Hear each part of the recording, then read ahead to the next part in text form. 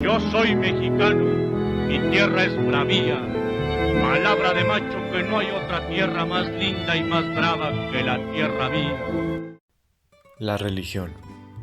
En la época barroca, pasó con aparente tranquilidad, exportando los recursos mineros, la agricultura y la ganadería se empezaron a producir de mayor cantidad. Se tenía que reafirmar la conquista, con ello, el cambio radical de religión.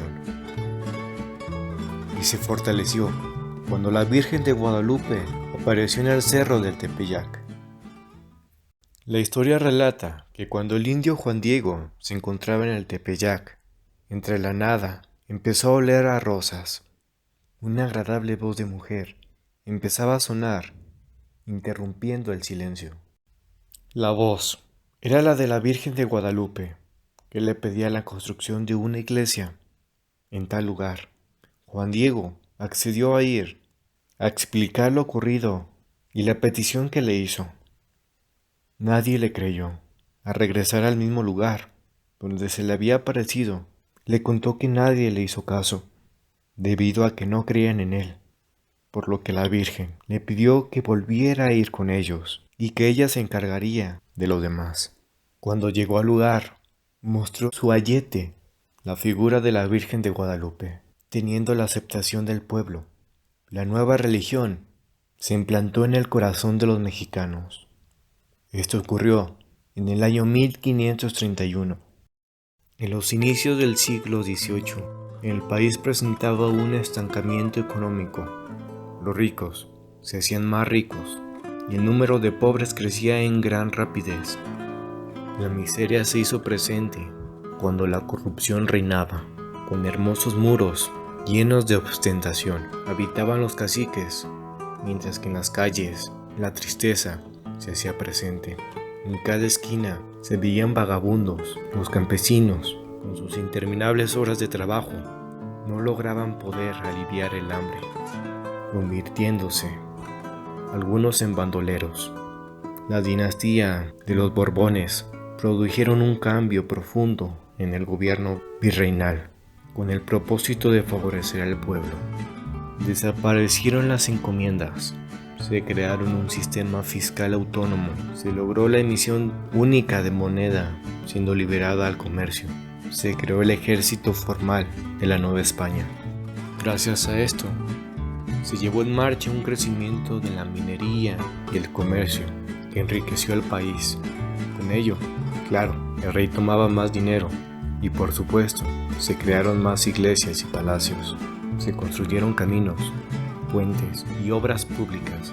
Florecieron las artes y las ciencias, llegando las ideas de pensadores europeos como Newton, Descartes.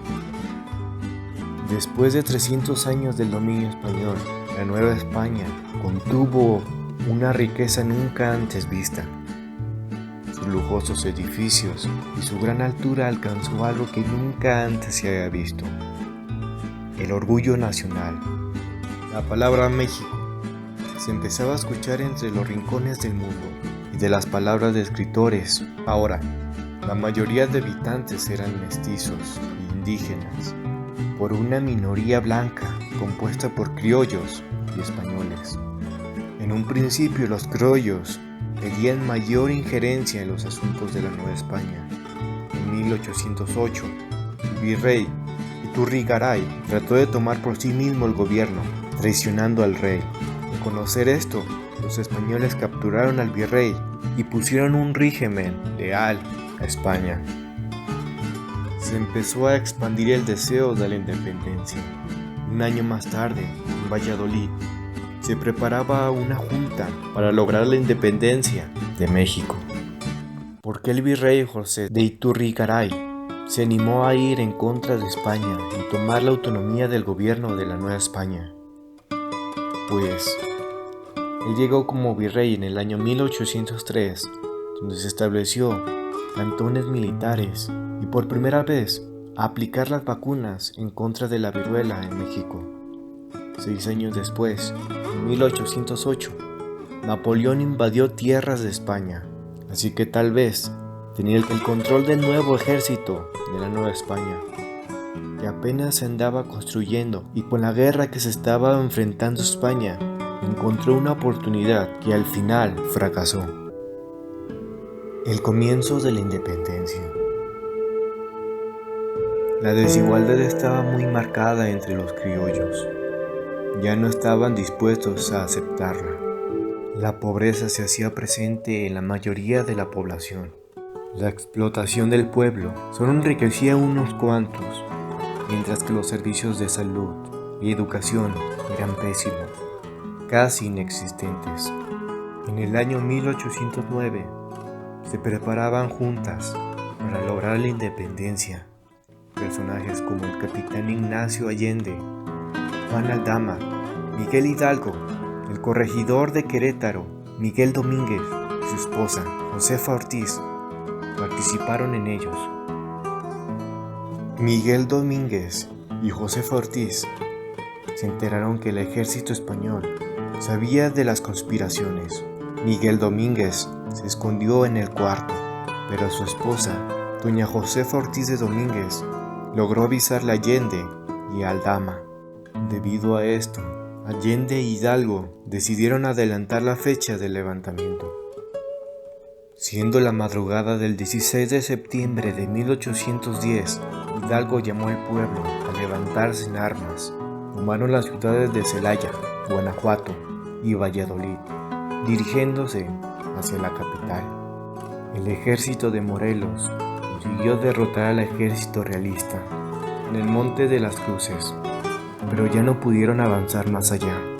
Después de muchos enfrentamientos, perdieron las ciudades de Guanajuato y Valladolid, refugiándose en Guadalajara, donde también fueron derrotados. Sin quedarles más opción, el ejército insurgente fue hacia el norte.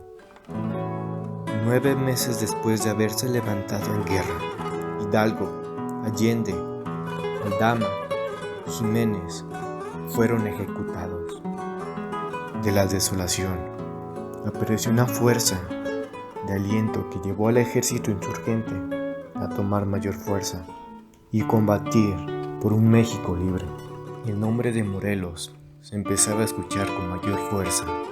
Entre sus hazañas fueron tomar las ciudades de Oaxaca, Tehuacán y Puerto de Acapulco. En 1813, Morelos convocó a un congreso en Chilpancingo, en el que se declaró a México una república independiente y de igualdad para todos los mexicanos.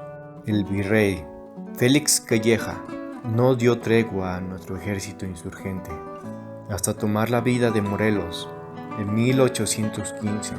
En ese tiempo se declararon la primera constitución del país.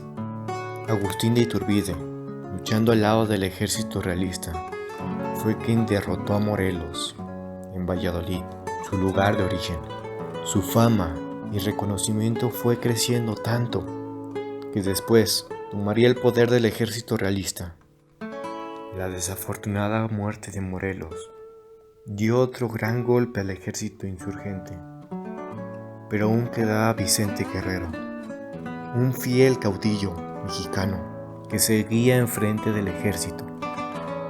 Tras años de lucha, en 1821, Vicente Guerrero y Agustín de Iturbide hacen un pacto para poner fin a la guerra y crear el Plan de Iguala. Tuvieron que morir muchas personas, con un país en ruptura económica. El virrey le había dado un indulto a Vicente Guerrero, lo cual no aceptó, y pronunció las palabras: "La patria es primero". Jamás se le dio tregua a los realistas, hasta el Plan de Iguala. Después de ello, Agustín de Iturbide tomó el puesto de emperador, pero después tendría problemas con la orden masónica y con los insurgentes, con lo cual Vicente Guerrero volvería a luchar con su ejército. Agustín de Iturbide fue obligado a renunciar a su cargo. Se exilió en Italia. A su regreso, fue fusilado en Tamaulipas. Después de esto, la caída de Iturbide, en 1823, el Congreso eligió a su primer presidente de la República Mexicana, a Guadalupe Victoria, en el año 1824, quien incluyó a su primer gabinete a Vicente Guerrero como ministro de guerra. En el año 1829 se otorgó el cargo de presidente a Vicente Guerrero. España volvió a mandar sus tropas a México para reconquistarlo, pero fracasaron en su intento. Por órdenes del vicepresidente Bustamante, Vicente Guerrero fue capturado y fusilado en Cuilapan. En sus 3 primeras décadas como país independiente, México tuvo más de 30 cambios de presidente y 3 constituciones. Los gobiernos apenas podían mantener al ejército. Y el resultado de tantas guerras, muchas minas cerraron, la agricultura y el comercio se deterioraron. Entre 1824 y 1829, las logias masónicas tomaron el papel de partidos políticos. Entre 1835 y 1844, Santa Anna y Anastasio Bustamante ocuparon la presidencia de México de forma intermitente. Entre 1844 se dio un golpe militar de los liberadores que al poco tiempo tuvo que suspenderse por la invasión norteamericana de 1845 a 1848. Ahora, México debería de enfrentarse a Estados Unidos con un ejército que apenas podía mantenerse y un gobierno inestable. Tendría que volver a tomar sus armas en contra de su país vecino. ¿Cómo saldría México después de este encuentro?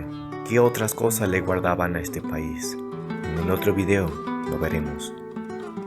Gracias por compartir su compañía, mis amigos.